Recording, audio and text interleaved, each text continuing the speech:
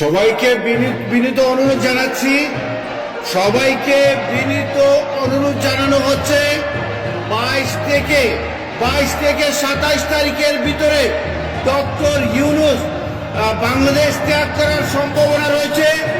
দয়া করে সবাই সোচ্চার থাকবেন, সেই জন্য বাংলাদেশ থেকে বের না হতে পারে প্রত্যেকটা। আমাদের একজন নেতা আছেন যিনি বিশ্বে কোনো পরাশক্তিকে ভয় পান না, স্বার্থে কারো সাথে আপোষ করেন না। তার কাছে বাংলাদেশ এবং দেশের জনগণের স্বার্থটাই আগে। তাই তো ক্ষমতা পাওয়ার জন্য কোনো পরাশক্তির অন্যায্য দাবির কাছে মাথা নত করেননি। সবাইকে বিনীত অনুরোধ জানাচ্ছি, সবাইকে বিনীত অনুরোধ জানানো হচ্ছে 22 থেকে 27 তারিখের ভিতরে ডক্টর ইউনূস বাংলাদেশ ত্যাগ করার সম্ভাবনা রয়েছে। দয়া করে সবাই সোচ্চার থাকবেন, সেই জন্য বাংলাদেশ থেকে বের